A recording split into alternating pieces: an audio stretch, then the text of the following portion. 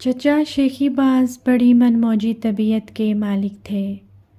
بڑے تو بڑے بچے بھی ان کے کم دیوانے نہ تھے۔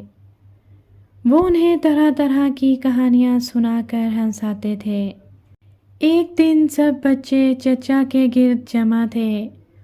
انہوں نے اپنے ارد گرد بیٹھے بچوں کو مسکرا کر دیکھا اور بولے، دیکھو بچوں، میں یہ قصہ ایک شرط پر سناؤں گا کہ قصہ پورا ہونے سے پہلے کوئی بچہ سوال نہیں کرے گا۔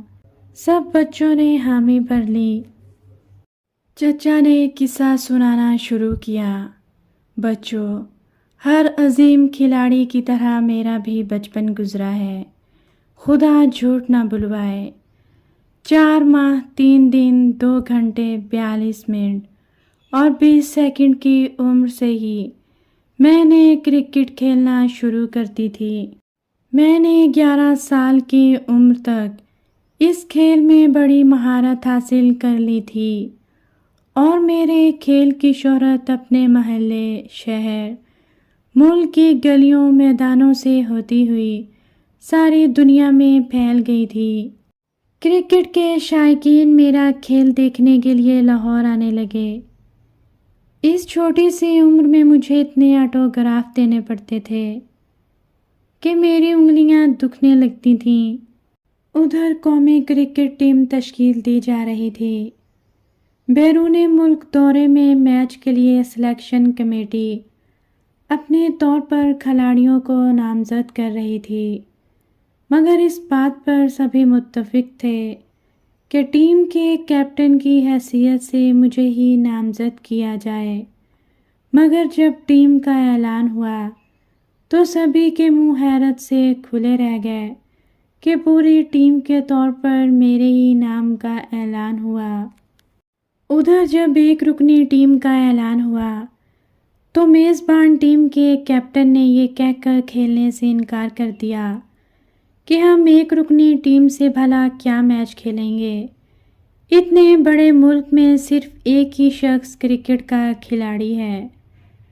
اس کے جواب میں ہمارے سلیکشن بورڈ نے کہا، ہمارا ایک ہی کھلاڑی آپ کی پوری ٹیم کے لیے کافی ہے۔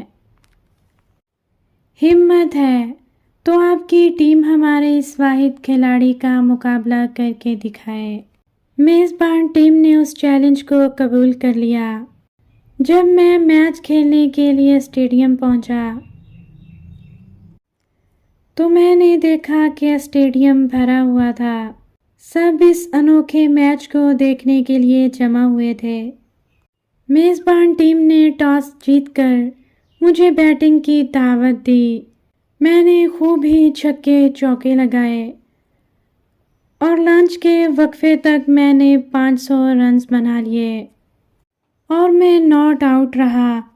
لنچ کے بعد میزبان ٹیم بیٹنگ کے لیے میدان میں اتری۔ میں نے مسکراتے ہوئے باؤلنگ شروع کرائی۔ ہر گیند پر ایک کھلاڑی آؤٹ ہو جاتا۔ یوں دیکھتے ہی دیکھتے 10 گیندوں پر پوری ٹیم بغیر کوئی رن بنائے آؤٹ ہو گئی۔ سچ بچوں، اس میچ سے کرکٹ کی دنیا میں تہلکہ مچ گیا۔ پھر وہاں پر موجود ایک شخص کہنے لگا، ارے میاں، ایک گیند پر ایک کھلاڑی آؤٹ کرنا کوئی بڑی بات نہیں۔ کارنامہ تو تب ہوگا جب تم ایک گیند سے 2 کھلاڑی آؤٹ کر کے دکھاؤ۔ میں بھلا کوئی معمولی کھلاڑی تو نہیں تھا، بس آ گیا ترنگ میں، آؤ دیکھا نہ تاؤ۔ فوراً ہی یہ کارنامہ دکھانے کا فیصلہ کر لیا۔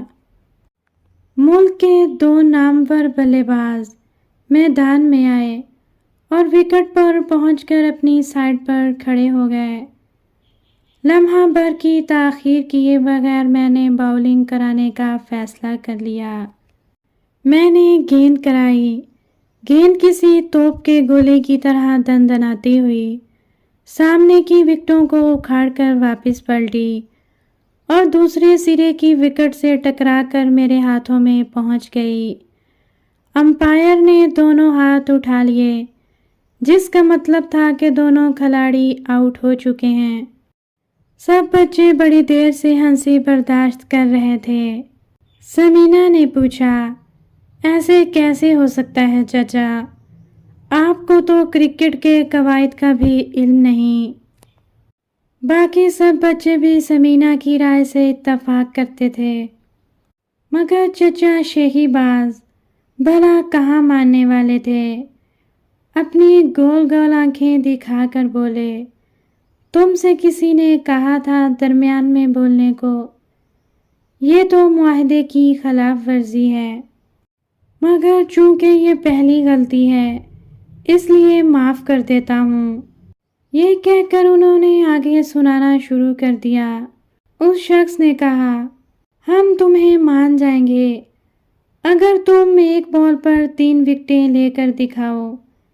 میرے لیے یہ کون سا بڑی بات تھی، فوراً تیار ہو گیا۔ میں نے گیند اس طرح کروائی جیسے گولی بندوق سے نکلتی ہے۔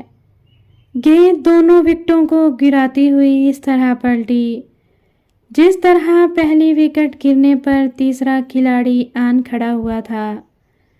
اس نے بڑے نپے تلے انداز میں گیند کو کھیلا اور شاندار چوکا لگایا، مگر صاحب میں بھلا اسے چوکا کیوں کرنے دیتا؟ فوراً لپکا اور اسے زمین پر گرنے سے پہلے ہی کیچ کر لیا۔ میں نے دیکھا کہ امپائر تینوں کھلاڑیوں کو آؤٹ ہونے کا اشارہ کر رہا تھا۔ اس بار علی خاموش نہ رہ سکا اور مسکراتے ہوئے بولا، چچا آپ کے دور میں 3 ہاتھوں والے امپائر ہوا کرتے تھے۔ اتنا کہنے کی دیر تھی، چچا شیخی باز غصے سے بولے، بس بس اب آگے قصہ نہیں سناؤں گا۔ تم لوگ اس قابل نہیں کہ تمہیں اپنی زندگی کے سچے واقعات سنائے جائیں۔ تم وہی جنوں اور پریوں کے جھوٹے قصے پسند کرو گے۔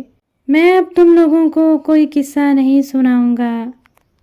سب بچے چچا شیخی باز کا قصہ سن کر دل ہی دل میں ہنس رہے تھے۔